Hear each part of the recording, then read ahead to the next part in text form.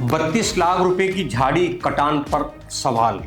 Saharanpur one निगम में भुगतान से पहले उठी आपत्ति, फिर उसी दिन मंजूरी और भुगतान। अब जांच की आंच। यह भारत सरकार के पर्यावरण एवं जलवायु परिवर्तन मंत्रालय वन सुरक्षा प्रभाग का महत्वपूर्ण पत्र है।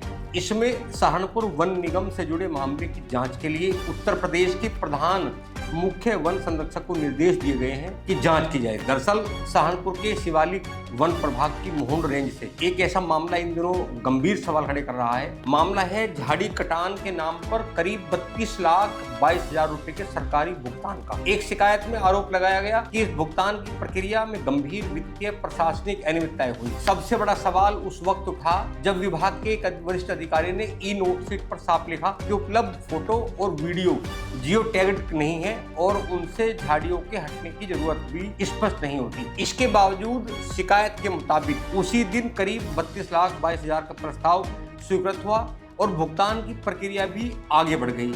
अब शिकायतकर्ता ने पूरे मामले की जांच ईओडब्ल्यू अन्य किसी स्वतंत्र एजेंसी से कराने की मांग की है। लेकिन सवाल यह है, आखिर इस मामले में हुआ क्या? आइए पूरा मामला क्रमवार हम समझाते हैं आपको। पहला सवाल, 32,22,000 रुपए का मामला क्या है? आरोप पत्र के अनुसार मामला उत्तर प्रदेश वन निगम से संबंधित है और शिकायत शिवालिक वन विभाग सहारनपुर की मोहन रेंज में वर्ष 2025-26 के दौरान झाड़ी कटान के नाम पर किए गए भुगतान से जुड़ा है। शिकायत में दावा किया गया है इस काम के नाम पर करीब 32,22,000 रुपए की सरकारी धनराशि का भुगतान किया गया। शिकायतकर्ता ने इसे गंभीर वित्तीय अनियमितता बताते हुए उच्च स्तरीय जांच की मांग की है। हालांकि यहाँ यह स्पष्ट करना जरूरी है कि ये शिकायत में लगाए गए आरोप हैं, इनकी सत्यता जांच के बाद ही तय होगी। दूसरा और सबसे महत्वपूर्ण सवाल यह है, ई नोट शीट में आपत्ति क्या थी? अब इस पूरे मामले का सबसे महत्वपूर्ण हिस्सा सामने आता है। आरोप पत्र में 20 मार्च से 30 मार्च 2026 तक की ई नोट शीट का हवाला दिया गया है। शिकायतकर्ता के अनुसार 30 मार्च 26 को महाप्रबंधक उत्पादन मुख्यालय द्वारा ई नोट शीट पर आपत्ति दर्ज की गई। आपत्ति का सार यह था कि उपलब्ध फोटो और वीडियो जियो टैग्ड नहीं थे। साथ ही यह भी कहा गया कि उपलब्ध तस्वीरों से झाड़ियों को हटाने की आवश्यकता स्पष्ट नहीं होती।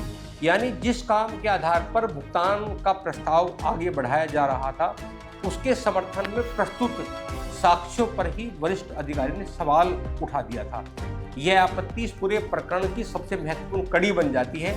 तीसरा सवाल, आपत्ति के बावजूद उसी दिन क्या हुआ? अब घटनाक्रम और ज्यादा महत्वपूर्ण हो जाता है। 30 मार्च 2026 को ही प्रस्ताव को स्वीकृति दे दी गई और ये दावा किया गया आरोप पत्र में कि उसी दिन प्रस्ताव स्वीकृत होता है। जियो टैग का उल्लेख किया गया, भुगतान स्वीकृत हुआ, वाउचर तैयार हुए, बैंक भुगतान जारी हुआ और श्रमिकों के खाते में भी भुगतान उसी दिन दिखा दिया गया। यही वह बिंदु है जिस पर शिकायतकर्ता ने सबसे गंभीर सवाल उठाए हैं। क्या इतनी विस्तृत प्रशासनिक और बैंकिंग प्रक्रिया एक ही दिन में पूरी हुई है? अगर हुई है तो उसकी पूरी प्रक्रिया क्या थी? जियो टैग रिकॉर्ड कब तैयार हुआ और वरिष्ठ अधिकारी की आपत्ति के बाद कौन से नए दस्तावेज सामने आए? इन सवालों का जवाब जांच में सामने आना बेहद जरूरी है। चौथा सवाल, जियो टैग्ड फोटो आखिर कब तैयार हुए? आरोप पत्र में जियो टैग फोटो को लेकर भी सवाल उठाया गया है क्योंकि आपत्ति इसी प्रकरण को लेकर थी। जब वरिष्ठ अधिकारी ने जियो टैग फोटो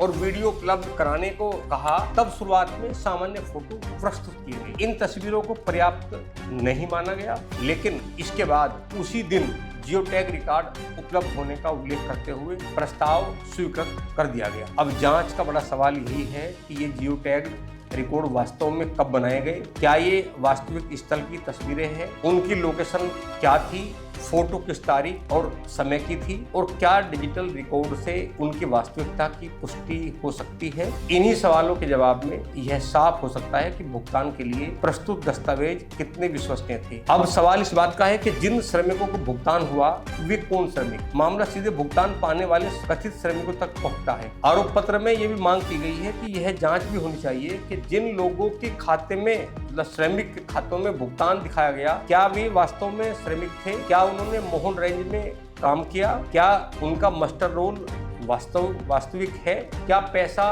उनके वास्तविक बैंक खाते में पहुंचा और भुगतान के बाद क्या उस धनराशि को किसी अन्य व्यक्तियों को वापस किया गया। शिकायतकर्ता ने तमाम बैंकों और भुगतान रिकॉर्ड की स्वतंत्र जांच करने की मांग की है। अगर जांच में भुगतान पाने वाले श्रमिकों की पहचान, काम और बैंक लेन देन में कोई और गड़बड़ी सामने आती है तो मामला और गंभीर हो सकता है। लेकिन फिलहाल यह जांच का विषय है, आरोप सिद्ध होंगे, इसकी जांच चल रही है। लेकिन ये जरूर है कि झाड़ी कटान पर इतना बड़ा खर्च कैसे आया। इस मामले में एक और दावा खासा बहुत महत्वपूर्ण। आरोप पत्र में यह भी कहा गया कि वन विभाग में सामान्यतः एक वृक्ष के छापन यानी हैमर मार्किंग पर करीब 8 से 10 रुपए का खर्च आता है। वहीं जो उपलब्ध रिकॉर्ड है इसके आधार पर झाड़ी कटान में लगभग 2500 से 2600 प्रति वृक्ष के बराबर खर्च दर्शाए जाने का दावा किया गया है। अब सवाल यह है कि क्या यह दर तकनीकी रूप से उचित है, यानी जो पेड़ है, पेड़ पे जो मार्किंग होगी उसका मात्र 8 से 10 रुपए है और उसके जो आसपास झाड़ी होगी उसके काटने की लागत 2,500 से 3,500 के आसपास। अब ये जो सवाल है, जो वन निगम के पास सवाल है, दरअसल लब्बू लबाव ये है कि इस समय जो उत्तर प्रदेश के प्रधान वन संरक्षक हैं उनके पास भारत सरकार वन मंत्रालय से पत्र आया है और जिसमें गंभीर आरोप लगाए गए हैं कि मेरठ डीएलएम और उत्तर प्रदेश के जीएम के द्वारा, प्रबंधक के द्वारा शिवालिक की पहाड़ियों में झाड़ी काटने के नाम पर लगभग 32.5 लाख रुपए का एक गमन किया गया है और इस गमन की जांच कर दी जाए।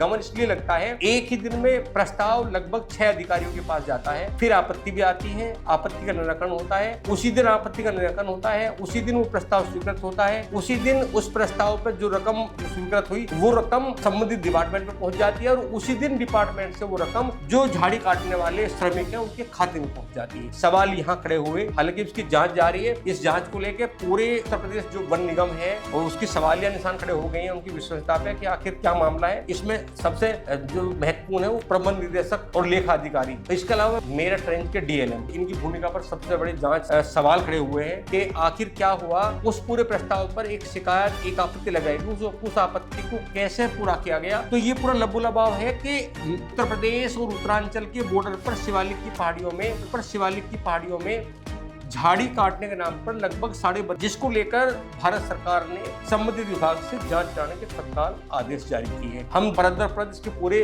प्रकरण की कहाँ घोटाला हुआ, कहाँ गड़बड़ी हुई आपके सामने रखेंगे। आप हमारे साथ बने रहिए।